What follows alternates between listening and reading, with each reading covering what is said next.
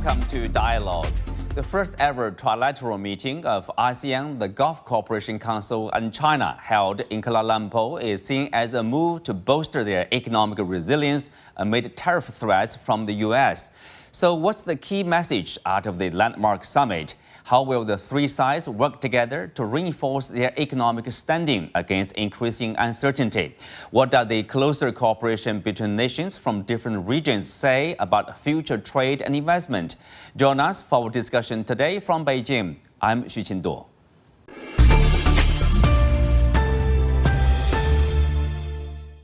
Joining me today are Rong Ying, Chair Professor of Sichuan University and a Senior Research Fellow at the China Institute of International Studies; Peter Chang, former Deputy Director of the Institute of China Studies at the University of Malaya and a Research Associate at the Malaysia-China Friendship Association; and Ebrahim Hashem, China-based strategist and scholar.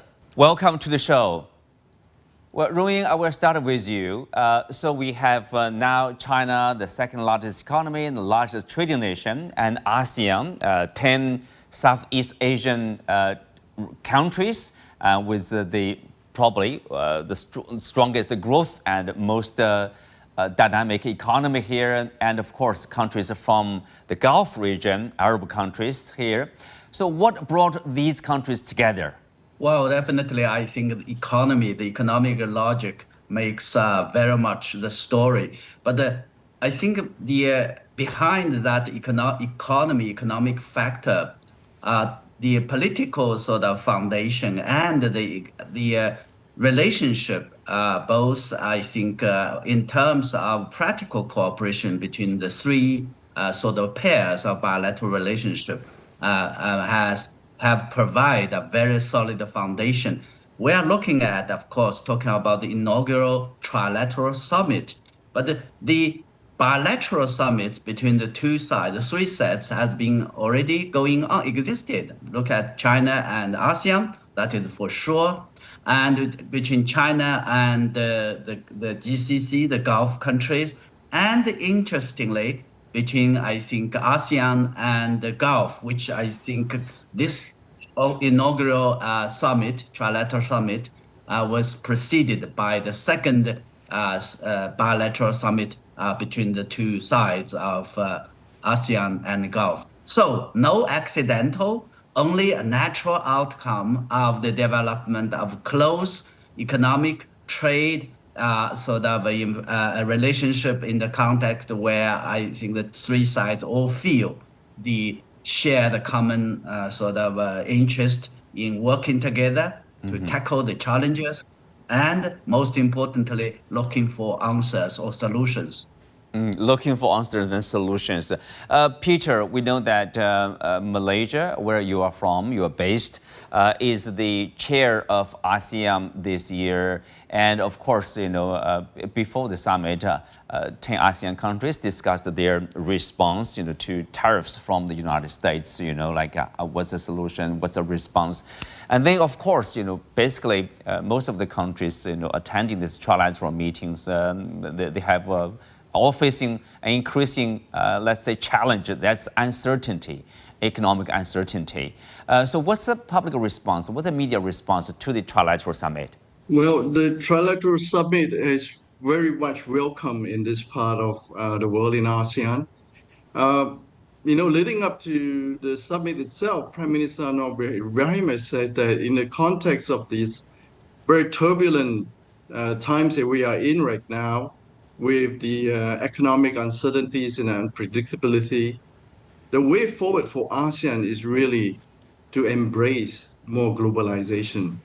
The way forward is really to engage our external partners, and diversification was the key. We want to continue to engage external regional partners, and this trilateral summit is a manifestation of that. And we felt that the way to cope with the uncertainties of the tariff war and the trade war is not to retreat into narrow nationalism, but to embrace globalization, embrace multilateralism. So the feeling here in Malaysia, in Southeast Asia, is that this is the right move in which to face the uncertainties out there. that is to embrace the global community. Ebrahim, the Gulf countries, of course, they have their own characters, their own strength. The reserves of oil and gas in this region is the #1 in the world. And in terms of sovereign wealth funds, for example, sovereign wealth fund in this region, if you look at, they represent like 1/3 among the top 100. So of course, their cooperation with ASEAN countries in the Southeast Asia, with China, what does that mean for these countries? Well, the Gulf countries have been looking forward to strengthening their relations with Asia. As you know, Asia for the last 2,000 years has been the main engine of the world economy and world trade. What's happening now, we are basically naturally going back to how the world economic structure looked like around 500 years ago or 400 years ago. For the GCC countries, majority of their trade is already with Asia. For example, more than 80% of their crude oil exports go to Asia, to China, Japan, and others. But in addition to trade, they are now trying to explore investment opportunities. As you highlighted, some of the largest sovereign wealth funds are basically owned by the GCC countries. And if you look at the largest sovereign wealth funds, you will find China among major owners. You also find GCC, and of course you have the Singaporean Temasek. For them, mature markets are becoming less attractive and also becoming a little bit more risky. There's political instability and policy changes, abrupt policy changes. So they are really turning to Asia to find investment opportunities. And as you know, in Asia, especially in the developing economies, especially in ASEAN countries, and of course also in China, there are a lot of infrastructure requirements. And for these countries, infrastructure projects, for example, will provide them with decent returns, at the same time also secure returns. So for them, investment is one major reason. Diversifying their investment portfolios and also their investment geographies. For a long period of time, they focus on the mature markets, the developed economies, United States and Europe, because they have been really familiar with these markets, with these economies. Now, they are really refamiliarizing themselves with the Asian markets, with the Asian economies. For them, they look at the long history. For centuries, they have been trading. Our ancestors have been trading with Asia for a long period of time before the arrival of colonialism in the 15th century, 16th century. Most of our trade was basically with Asia. Now what's happening? A natural, organic return to how it looked like 400, 500 years ago. So for us, it's really natural. We are building upon what we have done before. Rong Ying, back to you, of course. Both Ebrahim and Peter mentioned about this economic incentive here for them to be together organically. You also talked about politics, politically. Of course, this is happening against a larger background of say rising unilateralism, protectionism, and kind of instability politically in some countries, major countries there. And then, what's the common concern or the common, development for these regions? We mentioned about connectivity, infrastructure. I know there's, of course, Belt and Road Initiative from China. Infrastructure is a big thing in Southeast Asia. Also, heavy investment in infrastructure in the Gulf region. So that's the area probably for the future investment.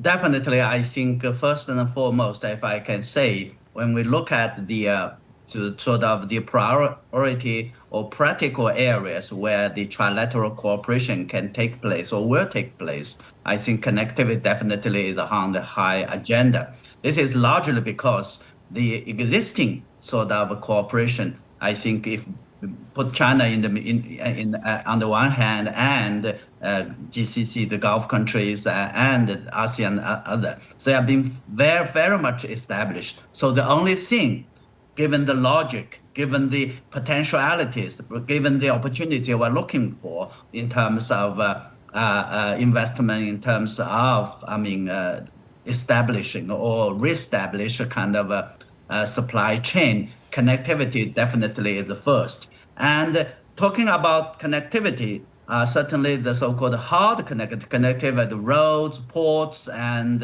others are very much important. But I think as we look ahead, the soft part of connectivity in terms of rules, norms, regulations, and also people-to-people connectivity are going to be very much important.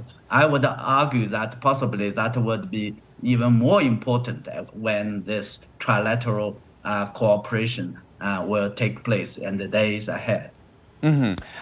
Speak of maybe you can call it like a soft connectivity, Peter.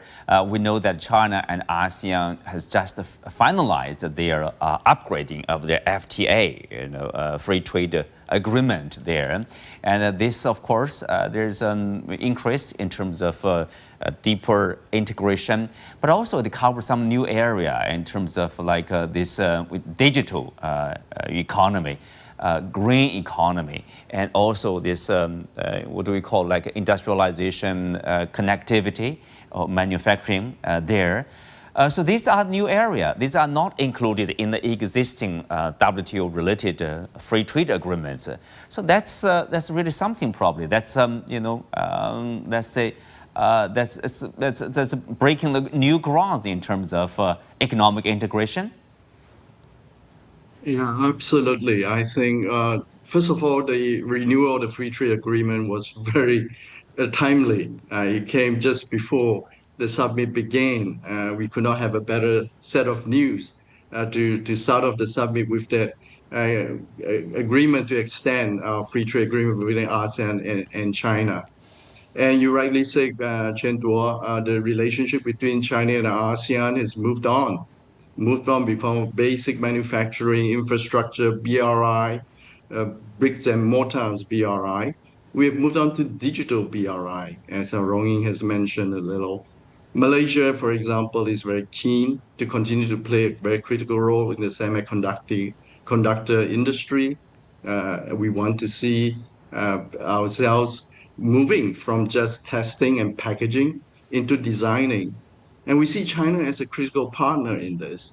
And China has the technological know-how to move Malaysia and Asia towards Industrial Revolution 4.0, to embrace even Industrial Revolution 5.0.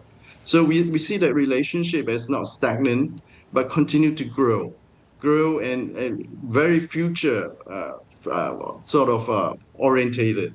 And we really welcome that. And these are all promising developments.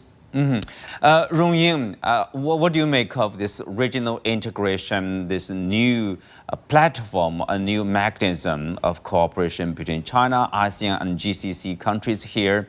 Of course, this is not the final solution to this rising uncertainty, to the changes, unleashed, let's say, from Washington. But that's probably the way forward. Definitely, I think this is a very much major move towards an sort of a regional integration, or also with open regionalism. Remember, I think ASEAN are always taking a very important role, pioneering role in promoting that. And talking about the diversification, I think there are reports, there are, I think, ideas floating that the RCEP might be expanded. If that is the case, I think with that trilateral mechanism, definitely we can imagine that GCC will be part of that. We're also talking about expansion, or the support for expansion of CTPPP, and talking about the digital economy, the digital economic framework agreement. So there are, even at the institutional level, we'll see that there are many rooms or more rooms for us to imagine, to explore. But the most importantly, I think with the closer and sort of inter-regional cooperation, it would also help the three parties to deepen their own reform and sort of integration, which are going to be equally important. So I thought that this is very much an open, a new area, a new sort of opportunity for us, not only expanding cooperation sort of across the region, but also I think intra-cooperation or integration among ourselves. Ebrahim, as you said, on one hand, we do see this organic needs, among the three parties to work closer with each other to, work for the economic integration among themselves. On the other hand, of course, they are working together against a background of increasing instability, as you earlier mentioned a little bit, and also this rise of unilateralism and protectionism. I mean, how do you characterize today's world? What kind of role it played, probably in kind of like pushing all the countries, regional countries to work together, or across the regions, West Asia, Southeast Asia, East Asia, and work together? True, you are absolutely right. So as I said earlier, these relations are developing organically. But of course, with this background, when you have economic fragmentation, when you have disruptions in global supply chains, you have politicization of the financial system, you have, protectionism going up, trade barriers going up. Of course, these will be the impetus that will actually push the leaders of the three regions, China, ASEAN, and GCC, to really accelerate the implementation of the ideas that they have been talking about for a while, but not really implementing. So now they have more a higher sense of urgency to really just, implement these ideas and really have concrete steps taken on the ground with concrete outcomes coming out of these initiatives. As you know, China is the largest trading partner of GCC. China actually overtook US 2009, overtook EU 2013. China now is by far the largest trading partner. And at the same time, we have ASEAN. Our trade with ASEAN is around 130, with China is around 300. We think the potential trade growth with ASEAN is even really high. So now we coming together discussing economic challenges, and of course, at the same time, discussing economic opportunities. We are building on the trust that we have had before to really implement these initiatives. But we are not really starting from a vacuum. We already have initiatives. We have the BRI initiative. We have the organizations, the Asia Infrastructure Investment Bank, and other organizations that can be actually used as vehicles to really implement these ideas through. If we are going to be, for example, in ASEAN, the urbanization rate is relatively low. Most of the countries in ASEAN, their urbanization rate is below the world average, below 58%. So they badly need infrastructure projects. If we are going to be implementing these projects, jointly implementing these projects, using this concrete example, we have China with infrastructure capabilities, companies that are really well experienced, technically very strong, that can implement these infrastructure projects. At the same time, we have people in GCC, investors, who are really willing to put in their capital to implement this infrastructure, and we're in ASEAN countries. What we can use, we don't have to really reinvent the wheel. We can basically use our membership, for example, in AIB, our membership in BRICS to have these, collaboration happening. If that doesn't work, we can create our own new vehicles. But, we have a lot of options to really implement these ideas. Yeah, that's a very interesting idea. You mentioned, of course, like AIIB, you mentioned a new BRICS Development Bank, for example. These are obviously initiatives and steps taken by, in a sense, the Global South countries. In this new economic landscape, they are not like passive receiver of what happened in the world, but also they are active player, actually, to try to shape what kind of world they are going to have. For example, they want to reduce probably the reliance on one market, like the U.S. market, or they want to reduce the reliance probably on the U.S. dollar because of abuse of the U.S. dollar to impose sanctions, for example, etc. So this is, in that sense, is also significant probably for all the countries from the global south here. They are actively working together to shape their relationship here. Of course. Colonialism, for example, really disrupted our trade routes when it started really earnestly in the 15th, 16th century, up until World War I, when the national salvation, the national liberation movement started in Asia and also in our part of Asia. And then World War II happened when the colonial powers and the imperial powers got weaker, and their grip, their colonial imperial grip on these regions really got weakened.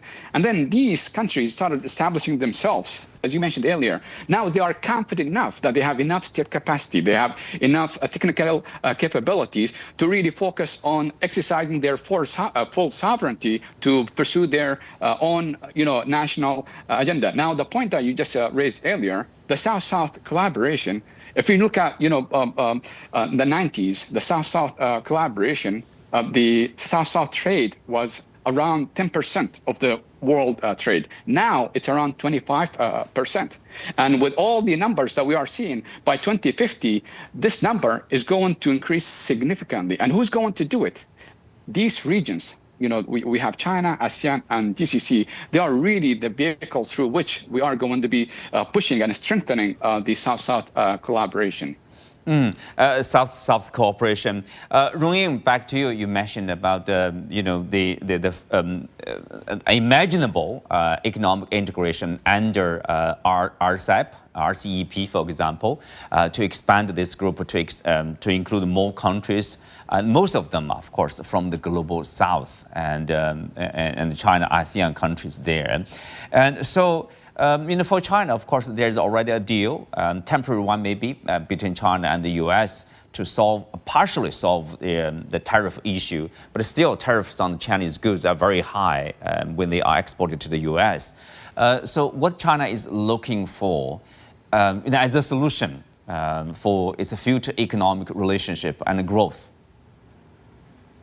Yeah, it's definitely, I think China's sort of economic engagement, particularly in the context of the tariff sort of negotiations with the United States, means a lot. But we all know that the real sort of percentage, the ratio of China's sort of trade with the United States is decreasing and will be decreasing whatever outcomes of that negotiations.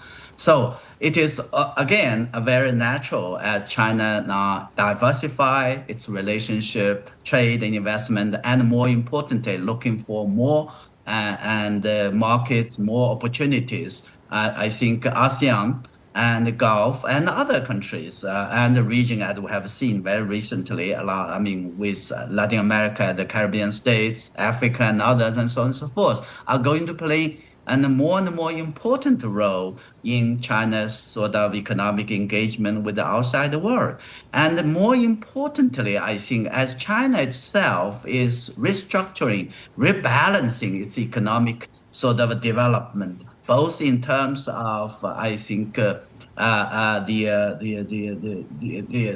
capacity issues, and also in terms of the transitions towards more sort of greener, cleaner way, and also as China's own technological development and capability growing, the commitment to work with global South countries for managing that challenges and also opportunities arising from the technological development are all, I think, make sense or add to the, reinforce the logic that this is the right way. And this is, of course, not only make economic sense as we are talking about, but very much also makes political sense as China has a vision for building a community with a shared future. A different kind of world there.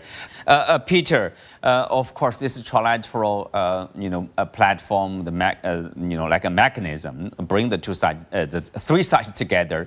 So, what do you see as the potential for them to work together, probably to give full play of their own strength in the future cooperation among themselves?